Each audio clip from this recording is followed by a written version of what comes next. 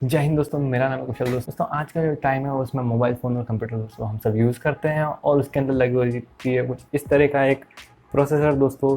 ये जो प्रोसेसर है बेसिकली सिलिकॉन चिप से बनता है दोस्तों। और अगर आपको पता नहीं है सिलिकॉन चिप कैसे बनती है और ये प्रोसेसर कैसे बनता है दोस्तों, तो हम वीडियो में आपको आगे बताने वाले हैं दोस्तों।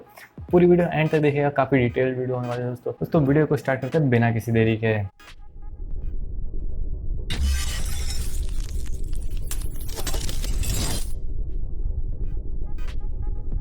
दोस्तों ये जो प्रोसेसर होता है इसके अंदर जो लगी रहती है बेसिकली वो होती है एक सिलिकॉन चिप। और दोस्तों सिलिकॉन जो है वो मेनली मिलता है हमें सैंड यानी कि रेत के अंदर दोस्तों।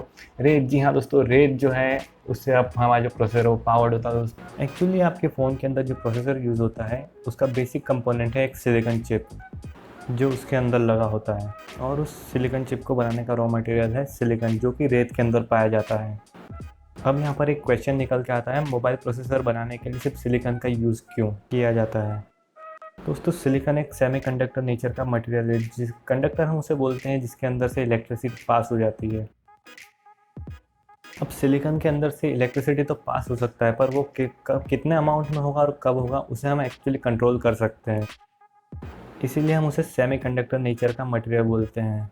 सिलिकॉन के इसी नेचर का यूज़ मोबाइल प्रोसेसर बनाने के लिए किया जाता है।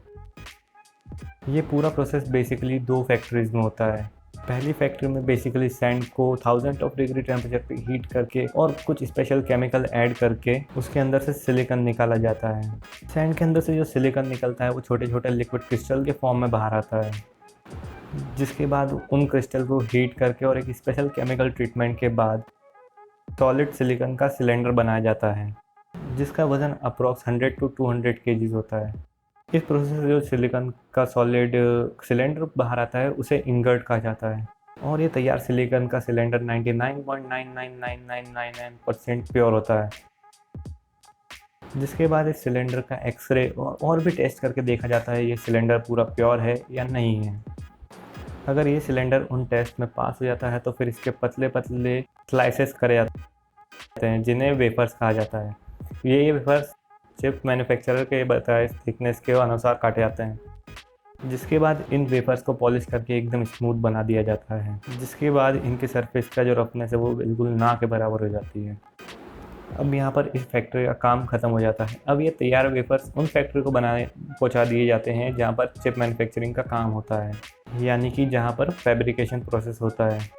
जहाँ पर पहुँचने के बाद इन वेफर्स के ऊपर मिलियंस ऑफ ट्रांजिस्टर बनाए जाते हैं दोस्तों। जिस प्रोसेस की स्टार्ट होती है एक इंडिविजुअल चिप की ब्लूप्रिंट बनाने से, जो कि आर्म नाम की एक कंपनी सभी मोबाइल मैन्युफैक्चरर को सप्लाई करती है। जिस जगह पर ये चिप्स बनाई जाती है वो दुनिया की सबसे साफ़ जगहों में से एक होती है। यानी कि अगर आप कभी ऑपरेशन थिएटर में गए हो तो आप वहाँ पर देखा होगा वहाँ पर कितनी सफाई होती है दोस्तों। जिस फैक्ट्री में इन चिप्स को बनाया जाता है वहाँ पर ऑपरेशन थिएटर के मुकाबले कहीं ज़्यादा सफाई होती है, क्योंकि एक ना उनके बराबर चिप में मिलियंस ऑफ ट्रांजिस्टर बनाना होता है दोस्तों। वहाँ पर एक छोटा सा डस्ट पार्टिकल भी पूरी सर्किटरी को ख़राब कर सकता है। अब यहाँ पर फाइनली शुरू होता है वेफर्स का चिप्स में बदलने का प्रोसेस, जहाँ पर सबसे पहले इन वेफर्स पर एक सिलिकॉन डाइऑक्साइड की लेयर चढ़ाई जाती है। उसके बाद एक फ़ोटो सेंसिटिव केमिकल की लेयर चढ़ाई जाती है।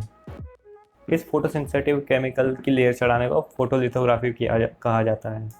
अब जो ब्लूप्रिंट तैयार किया गया था वो अब इन वेफर्स पर बनाया जाता है। इस प्रोसेस को अल्ट्रा वायलेंट रेस के थ्रू किया जाता है, यानी कि उस डिज़ाइन के टेम्पलेट के ऊपर से अल्ट्रा वायलेंट रेस को पास किया जाता है और उससे नीचे एक लेंस लगा होता है जो पूरे लाइट बीम को एकदम फोकस पॉइंट पर करता है। अब जहाँ पर अल्ट्रावायलेट रेस पड़ता है वहाँ पर फोटोसिंथेटिक मटेरियल सॉल्यूबल हो जाता है और जहाँ पर यूवी रेस नहीं गिरता है वो हार्ड ही रह जाता है। अब इन वेफर्स को एक सॉल्वेंट में डुबाया जाता है, जहाँ पर जो भी फोटो रेजिस्टिव मटेरियल सॉल्यूबल रहता है वो धुल के हट जाता है और जो हार्ड वाला रहता है वो वहीं पर रहता है। इसके बाद शुरू होती है एचिंग प्रोसेस, जिसके बाद फिर फोटो रेजिस्ट लेयर को हटाया जाता है।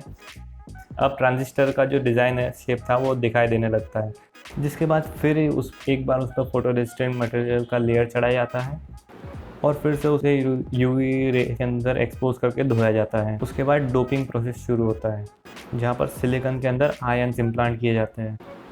जिससे कि ट्रांजिस्टर के अंदर इलेक्ट्रिसिटी का जो फ्लो है उसे कंट्रोल किया जा सके। इस डोपिंग के बाद फिर फोटो रेजिस्टेंट लेयर को हटा दिया जाता है और उसके ऊपर कॉपर की लेयर चढ़ाई जाती है, जिसके बाद चिप के अंदर डिज़ाइन अनुसार ट्रांजिस्टर के अंदर वायरिंग की जाती है। ये सभी चीज़ एकदम माइक्रोस्कोपिक लेवल पे होती है, यानी कि आप इसे अपनी आंखों से नहीं देख सकते हैं। आप जो पतला सा चिप देखते हैं उसके अंदर 7 से 8 लेयर तक की वायरिंग की जाती है, जिसके बाद वेफर्स को कट किया जाता है। एक वेफर के अंदर बहुत सारे चिप्स बनते हैं जिनको अलग अलग कट करके निकाल दिया जाता है। अब हर चिप की टेस्टिंग की जाती है और उसे फाइनली पैक कर दिया जाता है।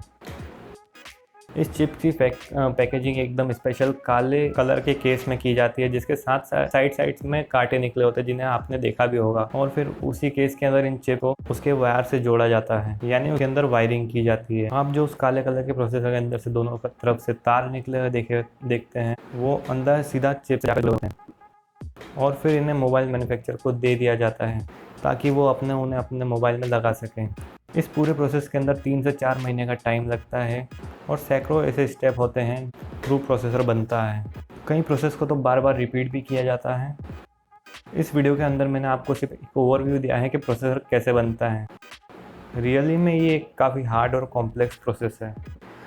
अब ऐसा नहीं है कि इन स्टेप से सिर्फ आपके मोबाइल का प्रोसेसर ही बनता है, आपके कंप्यूटर का प्रोसेसर बनाने के लिए भी सेम ही स्टेप फॉलो किए जाते हैं। यहाँ पर फ़र्क सिर्फ इतना है कि मोबाइल प्रोसेसर मैन्युफैक्चरर को जो स्ट्रक्चर और ब्लूप्रिंट प्रोवाइड करती है वो दूसरी कंपनी होती है, और इंटेल और AMD जो है अपने प्रोसेसर का डिज़ाइन और चिप दोनों खुद ही बनाते हैं।